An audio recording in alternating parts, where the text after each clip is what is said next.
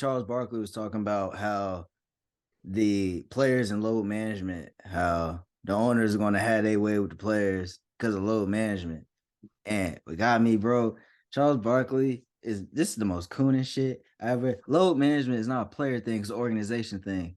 The coaches in the front office all in on load management. You know why? Because the media made it. So only like, oh, you got to do it in the playoffs. Oh, your career don't matter unless you got rings, right? Charles Barkley, like they make fun of you all the time. So Yeah. hey, if they don't win a ring, coaches get fired, front offices get fired, like people in the front office get fired. So all right, we're gonna make sure we good for the playoffs. But you gonna blame that on the players? Bro, everyone got something to do with load management. The crazy Like, part with this, Charles Barkley first started off with fans don't matter. Like fans shouldn't be able to vote. They just a bunch of idiots. No one care about that, about the All-Star game. But then with load management, it's not fair to the fans. It's disrespectful to the fans. Bitch, you just said some disrespectful shit about the fans. You said they stupid and shouldn't be able to vote for the All-Star game.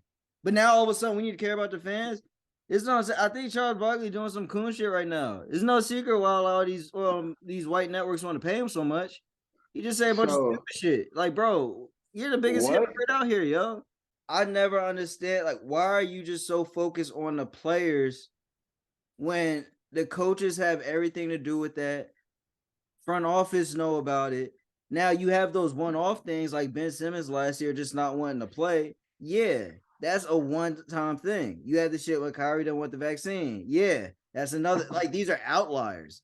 Load Yeah. management, the basics of load management started by Greg Popovich, by the way. They don't want to bring that up about him. When he told Tony Parker, Ginobili, and Tim Duncan they just to go home because it was the second night of back-to-back. He didn't want them playing in Miami on a primetime game. That started by Greg Popovich, by the way, but we're not going to Great do that. coach. It's just the shit is so crazy how he just wants to put everything on the players. And you have to think, like, bro, you just jealous because they're getting paid more now? That's really what I Yeah. really think it comes down to. Because the Yeah, player, they're that's getting not just the players, bro.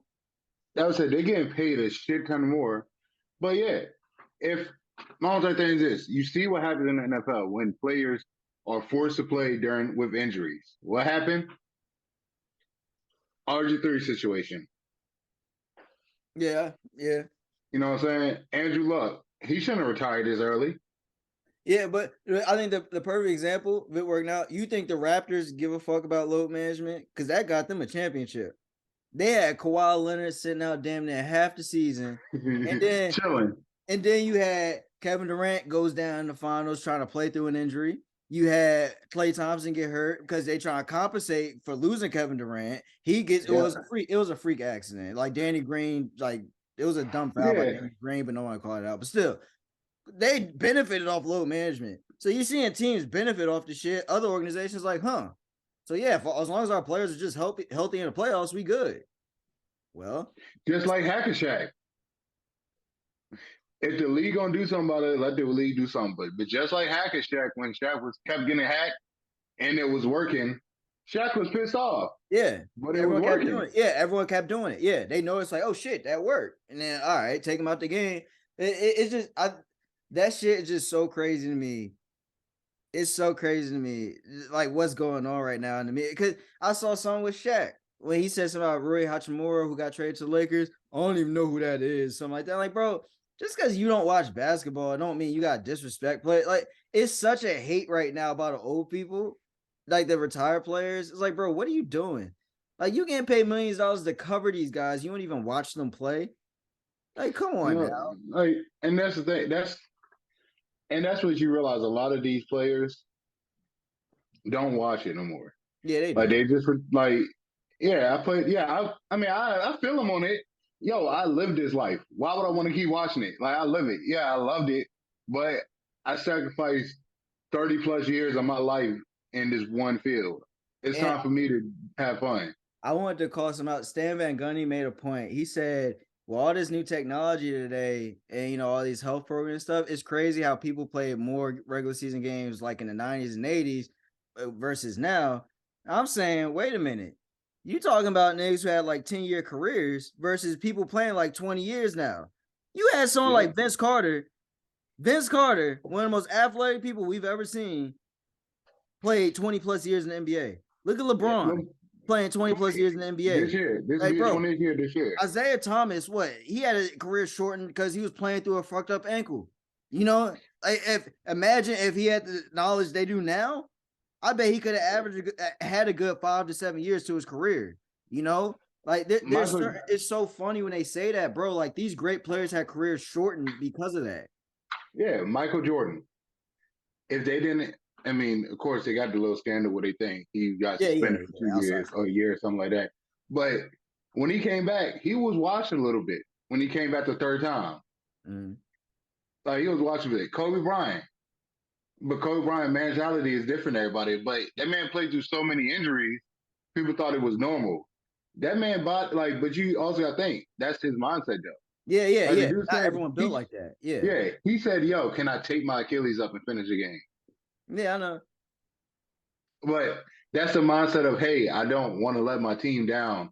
Like fuck, like I'm the best player. I know I'm the best player. I don't want to let my team down. These niggas bones. Like Like this that, is the house I built. like Like dead I ass. understand that. But it's not the player choice and the coach is saying, hey, I'm gonna sit you out, and the player's like, okay, and the coach like, yo, we need you for the playoffs. Take a rest this day. Okay, I understand that. I think a recent player that everyone so not going all the way back. I think Tracy McGrady is a good example. I bet you Yeah. if he could have benefited off load management, buddy, like add another 5 to 6 years of Tracy McGrady's career, healthy years, healthy Derrick years. Rose. Well, that's different now. I mean, Tom Pivot was playing the shit out that yeah, oh yeah, he was playing nigga. heavy minutes. He was playing heavy Yeah. minutes, but still, like I think the torn ACL, I think is just different to me versus someone's back just like, yo, I can't do this shit no more. Like But yeah, there are but old players now saying they can't walk without like their knees popping nonstop, their ankles popping and shit. Players today, like, I ain't trying to deal with that shit. they want to live their life outside. Yeah. I'll say, yeah, low man. Yeah, I understand low man. Like I started watching NBA because I'm like, yo, like I went to the game for I didn't even know they was playing. I didn't even know that he was injured. That's how much I watched at that point. But when John Wall was on the Wizards and they was playing and him and Brandon uh Jennings. yeah, when Brandon Jennings played for the Bucks and he got in a fight at the Wizards with the play against the Wizards. I don't know what happened, but John Wall was injured. That's my first time to an NBA game ever. And I'm like, yo, John Wall's injured. Like, I don't want to see Brandon Jennings play. But you don't know that. But now people are like, hey, now like I didn't know that John. I didn't know he was going to be injured because it's day to day. But now they're like, Yeah. yo, they'll tell you the day before, like this man not going to play, or they Well, be like, hey, it's a game time decision. I think what the players are going to fear, because it happens in soccer. Like you saw that meme, like Speed went to the game to see Ronaldo play, but Ronaldo didn't play, and everyone was laughing Yeah, at it. And you're like, wait, well, they not making a big deal about when soccer players do it? I think I could be wrong. I think soccer players they get paid. You play a certain amount of games. So like, hey, we'll give you this amount of millions if you play 30 games, right? I yeah. think NBA players should be worried about that, where you gotta meet a game quota to get to meet your contract. They still got incentives too to make. I know, but I think that's the only thing I think players can fear for. But if that's the case, I mean, shit, that's gonna open up the door for other leagues to happen.